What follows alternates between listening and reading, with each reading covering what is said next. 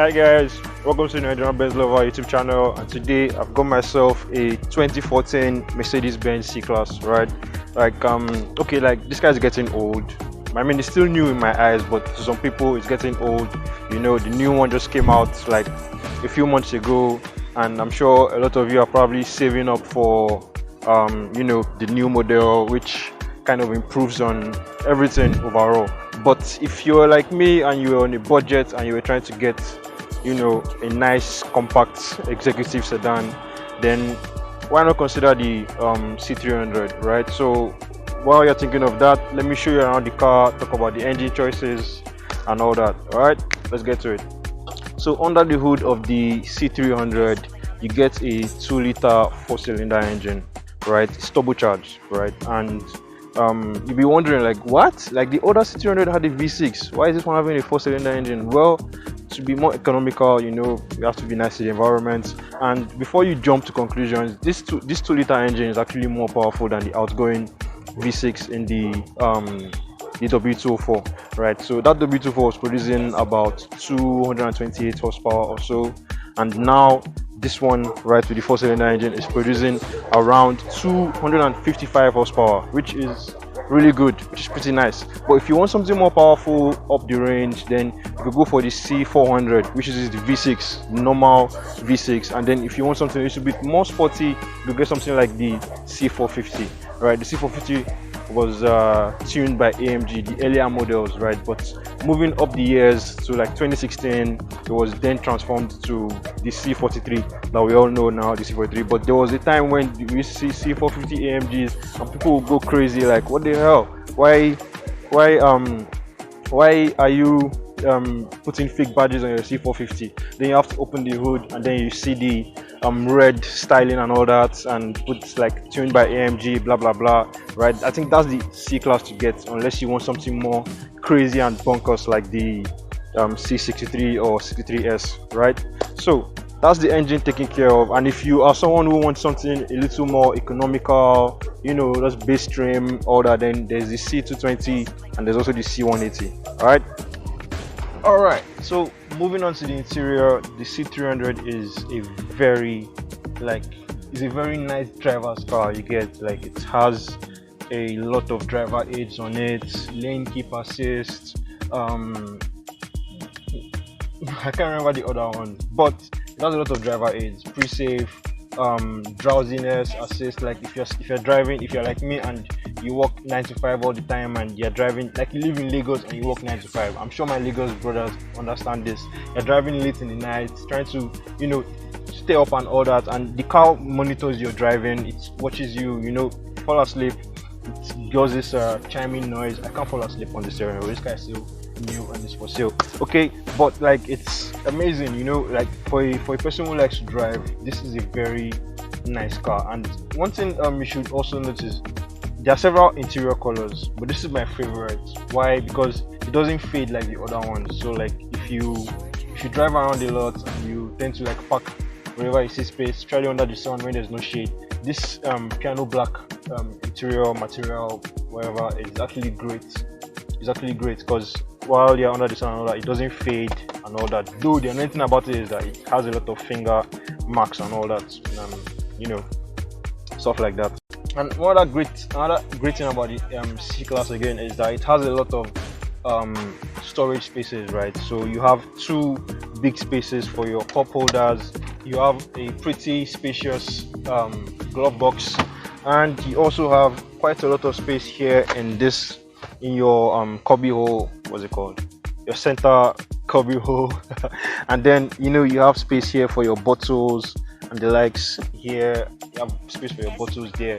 But like I said before, this is an awesome driver's car. And while the interior, like the infotainment system, right, it's like, this is the base model and you have to make do with, you know, the base model infotainment system, which is pretty nice. Do you get what I mean? It's pretty nice. But if it was left to me, I would get the higher option infotainment system with the bigger screen, which is pretty cool. It's pretty nice. But like I said before, this isn't that bad. But some owners have also complained about the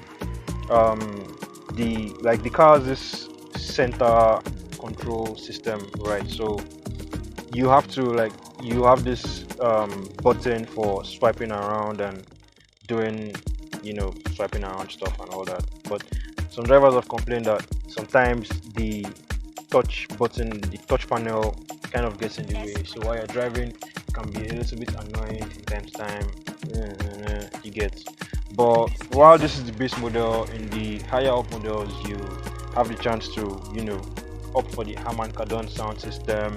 You can opt for the AMD trim. Like I said, this is the base model, so you opt for the AMD trim and all that. But consumer reviews, like people like use this for the daily commute and the long haul and all that. They prefer the, you know, like the Mercedes Sport suspension. Like it's just kind of like the best of both worlds.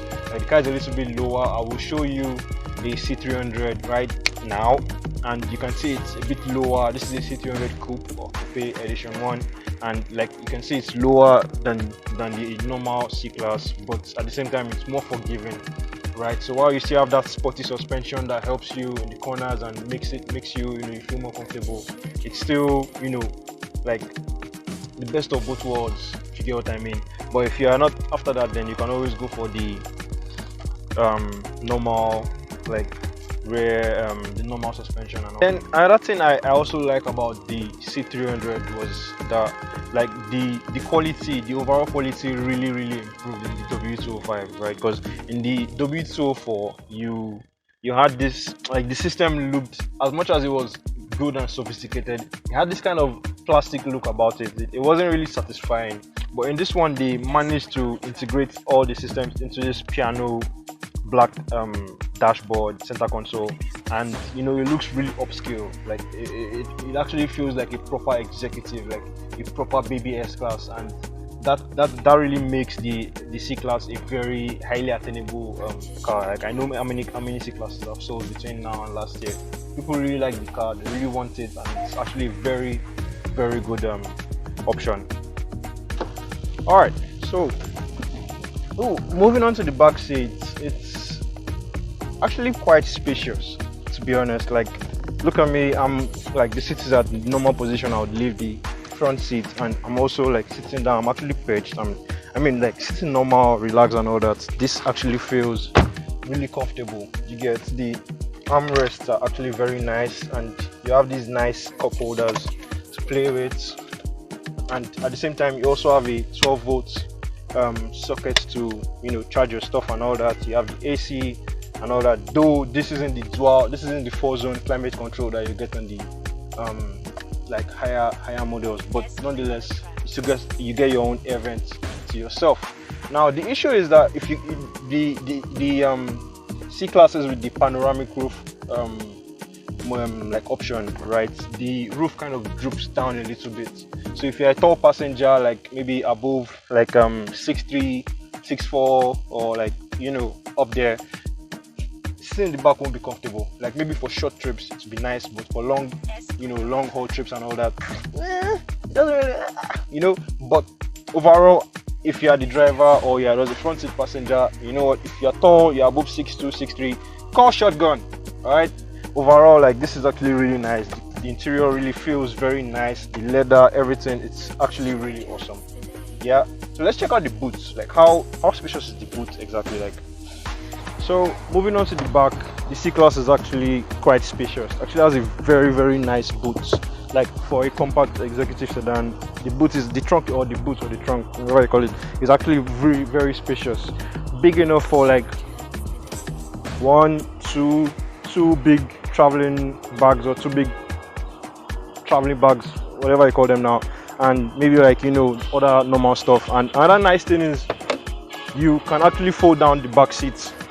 Yeah, so you can fold down the back seats, and you know, if you want to put more stuff inside, right, and that is actually very nice. The only issue is that because of the like rear trunk design, you might not be able to put in wider cargo. Like you have to just figure out something around that, or just put it on the roof, because it actually has space for a roof rack, right? So if you are someone who wants to get those traveling wherever, you can actually fit those stuff on the roof rack, and it's actually quite good. Yeah, so moving on, the C-Class is actually a very nice all-rounder. Young guy, old guy, whatever, you're trying to get like, you know, an economy cruiser or just a normal van stormer cruiser kind of car, then this is actually a very nice car. If you want something more powerful, like I mentioned, get the C400 or the C450, which is actually more sporty and all that, right?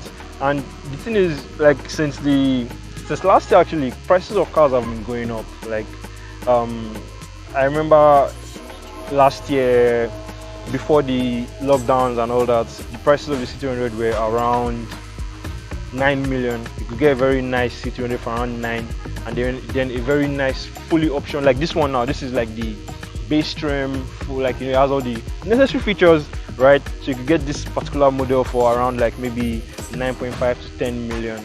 And then maybe like a fully optioned one would be going for around like 10.5 to 11 million or so. But now with the, you know, rise in import duties, you know, different things happen. Now the car prices have gone way up, like they've skyrocketed. Yeah, so if you were saving money, save more money, or I don't know honestly. But like this particular model now is going for around 13.5 million or so, and like I think it's a good price for like a very nice fully optioned, I mean well optioned C300. You get, like, it's a very nice, like, honestly, if it was left to me, I would either maybe I'll rather go for the coupe, though the coupes are quite expensive and all that, but you get what I mean. Yeah, so once again, a big thanks to Mayfair Autos for allowing me to do this quick walk around review, and please like, subscribe, and you know, I will be dropping more content on a weekly basis or on a 2 weekly basis. The sun today is just crazy. Like, guy, I'm not sweating, I'm removing water from my body. I don't even know what to call it, but that's that. And if you want to hear more of me, you know, talking about other cars and brands and all that, you can check me out on the Car Guy podcast. I will drop a link below. Try to watch my other videos. I did something on the CLA last year, and how it's quite nice and economical and all that. But that's another nice option to get if you don't mind using a front wheel drive car, because the CLA is actually very nice, and the standard options are actually quite nimble. They're quite sporty little sedans and all that. So, you know, check it out, and all right, catch you in the next one.